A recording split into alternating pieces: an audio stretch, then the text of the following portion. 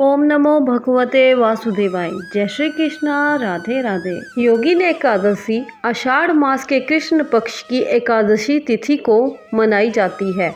इसे लेकर मान्यता है कि योगिनी एकादशी का व्रत रखने से 88,000 ब्राह्मणों को भोजन कराने के बराबर फल मिलता है और भगवान विष्णु और माँ लक्ष्मी की कृपा मिलती है।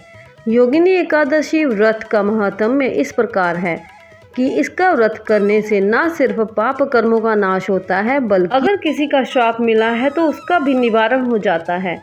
ऐसी पुण्यदायी योगिनी एकादशी का व्रत कब रखा जाएगा और इसकी सही तिथि, शुभ मुहूर्त और महत्व क्या है, आइए विस्तार से जानते हैं। पंचांग के अनुसार आषाढ़ कृष्ण एकादशी तिथि 21 जून शनिवार को सुबह 7:19 शुरू होगी और 22 जून को सुबह 4:28 पर समाप्त होगी। ऐसे में योगिनी एकादशी का व्रत 21 जून 2025 को ही रखा जाएगा। वहीं योगिनी एकादशी का पारण 22 जून को होगा। योगिनी एकादशी व्रत के पारण का शुभ मुहूर्त 22 जून रविवार को दोपहर 1:47 से शाम 4:35 के बीच है। पारण तिथि पर हरिवासर समाप्त होने का समय सुबह 9:41 है। योगिनी एकादशी पर अश्विनी नक्षत्र और अतिगंड योग बनेगा। इसके अलावा योगिनी एकादशी पर अभिजीत मुहूर्त दोपहर 11:49 से 12:47 तक रहेगा, जबकि अमृत काल दोपहर 1:12 से 2:40 तक रहेगा। यदि आप योगिनी एकादशी व्रत रख रहे हैं तो दशमी की शाम से ही व्रत के नियम शुरू हो जाते हैं।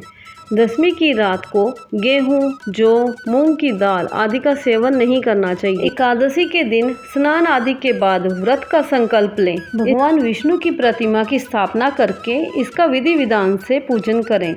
व्रत के पारण से पहले दान पुण्य अवश्य करें। एकादशी के दिन प्रातः स्नान करके तुलसी दल चढ़ाकर भगवान विष्णु की पूजा करनी चाहिए। पूरे दिन उपवास रखना चाहिए। रात्रि में जागरण करके भगवान श्री हरि के भजन गाने चाहिए।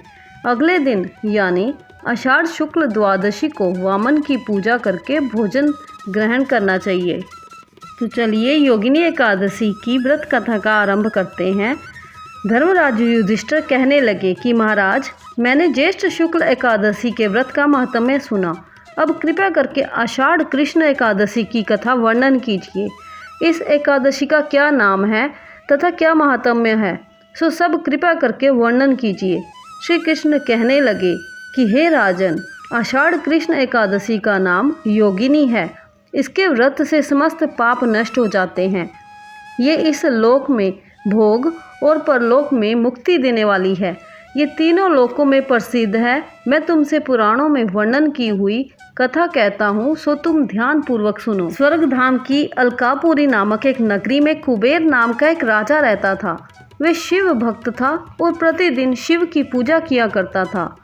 हेम नाम का एक माली पूजन के लिए उसके यहाँ फूल लाया करता था। उस हेम माली की विशालाक्षी नाम की अत्यंत सुंदर स्त्री थी। एक दिन वह मानसरोवर से पुष्प तो ले आया, परंतु कामासक्त होने के कारण वह अपनी स्त्री से हास्य विनोद तथा रमण करने लगा। इधर माली दोपहर तक पुष्प लेकर राजा के पास नहीं पहुंचा। उधर राजा उसकी राह देखता रहा। अंत में कुबेर ने सेवकों को आज्ञा दी कि तुम लोग जाकर हेम माली के न आने का कारण पता लगाओ, क्योंकि वह अभी तक पुष्प नहीं लाया है। सेवकों ने कहा कि महाराज, वह पापी अति कामी है, अपनी स्त्री से हास्य विनोद तथा रमण कर रहा होगा। ये सुनकर कुबेर ने क्रोधित होकर उसे बुलाया। हेम माली राजा के भय से कांपता हुआ उपस्थित हुआ। राजा कुबेर क्रोध के मारे, जिसके होंठ कांप रहे थे, कहने लगा, अरे पापी, नीच, कामी, तूने मेरे परम पूजनीय ईश्वरों के भी ईश्वर श्री शिवजी महाराज का अनादर किया है। इसलिए मैं तुझको शाप देता हूँ कि तू स्त्री का वियोग सहेगा और मृत्यु लोक में जाकर कोढ़ी होगा। कुबेर के शाप से हेम माली का स्वर्ग से पतन हो गया और वह उसी क्षण पृथ्वी पर गिर गया। भूतल पर आते ही उसके श्वेत कोढ़ निकल आया। उसकी स्त्री भी उसी समय अंतर ध्यान हो गई। मृत्यु लोक में आकर उसने महान दुख भोगे। भयानक जंगल में जाकर बिना अन्न और जल के भटकता रहा। रात्रि को निंद्रा भी नहीं आती थी, परंतु शिवजी की पूजा के प्रभाव से उसको पिछले जन्म की स्मृति का ज्ञान अवश्य रहा। घूमते घूमते एक दिन वह मार्कंडेय ऋषि के आश्रम में पहुंच गया, जो ब्रह्मा से भी अधिक वृद्ध थे और जिनका आश्रम ब्रह्मा की सभा के समान लगता था। हेममाली वहां जाकर उनके पैरों में पड़ गया। उसको देखकर मार्कंडेय जी बोले कि तुमने ऐसा कौन सा पाप किया है जिसके प्रभाव से तू कोढ़ी होकर महान दुख भोग रहा है। हेममाली कहने लगा कि मैं कुबेर का सेवक हेममाली हूँ। मैं राजा की पूजा के लिए नित्य प्रति पुष्प लाया करता था। एक दिन मुझे अपनी स्त्री के साथ विहार करते देर हो गई और दोपहर तक पुष्प लेकर नहीं पहुँच सका, तो उन्होंने मुझे शाप दे दिया कि तुझे स्त्री का वियोग होगा और मृत्यु लोक में जाकर कोढ़ी बनकर दुख भोगेगा। इस शाप से मैं कोढ़ी होकर अत्यंत दुख भोग रहा हूँ।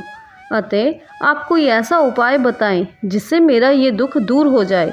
इस पर मार्कंडेय ऋषि बोले कि तूने मेरे सम्मुख चूंकि सत्य वचन कहे हैं, इसलिए मैं तेरे उद्धार के लिए एक व्रत बताता हूँ।